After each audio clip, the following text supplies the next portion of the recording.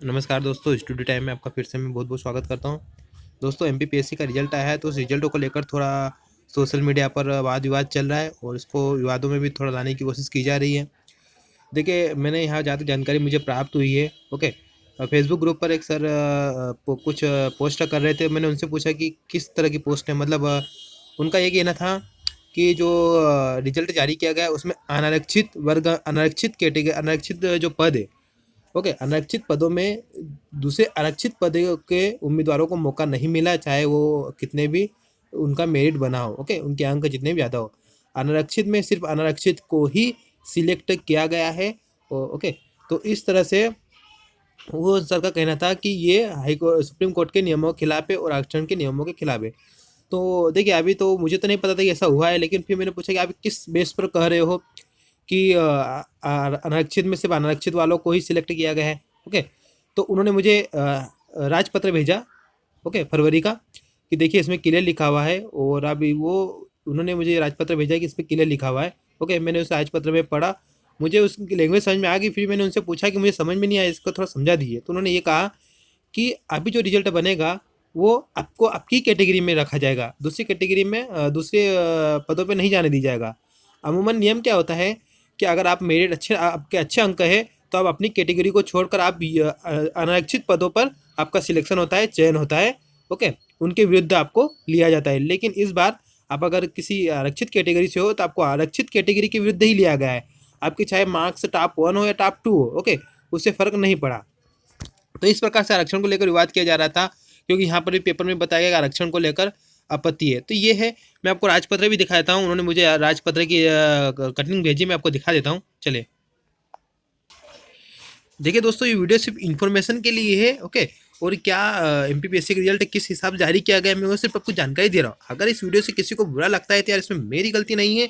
जो रूल्स है, जो नियम से, उसी के हिसाब से मैं आपको जानकारी दे रहा हूँ। मैं अपने मन से तो कुछ नहीं बताऊंगा कि ये मैं बता रहा हूँ, ओके। अभी राजपत्र देखिए, इसमें ये उन्होंने मुझे राजपत्र भेजा, उसका स्क्रीनशॉट 136 पेज, और 17 फरवरी को जारी हुआ था 2020 को। यहाँ पर देखिए, यहाँ पर उन्होंने मुझे हाईलाइटेड करके ही चीज़ दे दी है कि देखिए, यहाँ पर लिखा गया है कि आरक्षित प्रवर्ग, अनुसूचित जाति, अनुसूचित जनजाति, अन्य पिछड़ा वर्ग और ईडब्ल्यूएस कि ऐसे अभ्यर्थी जो सामान्य प्रवर्ग के अभ्यर्थी की भांति बिना किसी थी शिथिलीकरण के चयनित होते हैं, उन्हें आरक्षित प्रवर्गों के लिए आरक्षित पदों के विरुद्ध समायोजित नहीं किया जाएगा। उन्हें अनारक्षित प्रवर्ग की रिक्तियों के विरुद्ध समायोजित किया जाएगा, ओके। मतलब कि ये नियम ये है कि अगर आप आरक्षित कैटेगरी से हो और अगर आपके अच्छे मार्क्स है तो आप अनारक्षित कैटेगरी में, यूआर कैटेगरी में आपका सिलेक्शन होता है। लेकिन उन्होंने यहाँ पे ये लिखा है कि किंतु उक्त समायोजन केवल अंतिम चयन के समय होगा, प्रारंभिक मुख्य परीक्षा के समय नहीं होगा, ओके। तो यहाँ पर कहा गया है कि ये फायदा आपको सिर्फ आपकी ज्वाइनिंग के वक्त दिया जाएगा, प्रारंभिक और मुख्य परीक्षा में आपको ये फायदा नहीं दिया जाएगा। तो यहाँ पर भी क्या कंक्लूजन निकलता है, यहाँ पर कंक्लूजन ये निकलता है दोस्तों कि जो 40% है, ओके, ईडब्ल्यूएस 10%, ओबीसी को 27%, है ना। तो यहाँ पर 40% सिर्फ यूआर वालों जो अनारक्षित है, जो किसी कैटेगरी में नहीं आती, उनके लिए ही है, ओके। और ईडब्ल्यूएस भी उनके लिए है। तो कुल मिलाकर यहाँ पर ये दो कैटेगरी में सिर्फ अनारक्षित वाले के कैंडिडेट ही अप्लाई का उनका सिलेक्शन होगा। यहाँ पर आरक्षित कैटेगरी वालों को सिलेक्ट मौका नहीं मिलेगा, वह प्री में और मेंस में, है ना। और ये ओबीसी है, ओबीसी को भी सिर्फ उसके ही कैटेगरी में मौका मिलेगा। यहाँ पर ओबीसी यूआर में 40% में नहीं जा पाएगा, प्री और मेंस में। मेरी बात को गौर से सुनिए, मैं जो जानकारी दे रहा हूँ वो प्री और मेंस की दे रहा हूँ, ओके। क्योंकि यहाँ पर क्लियर लिखा है कि उक्त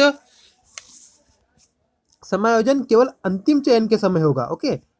अंतिम चयन मतलब ज्वाइनिंग के टाइम, ज्वाइनिंग के टाइम आप यूआर में जाओगे, ओके। उससे पहले प्री और मेंस में आपको यूआर का मौका नहीं मिलेगा, ओके। आपको आपकी कैटेगरी में फाइट करना पड़ेगा, ठीक है।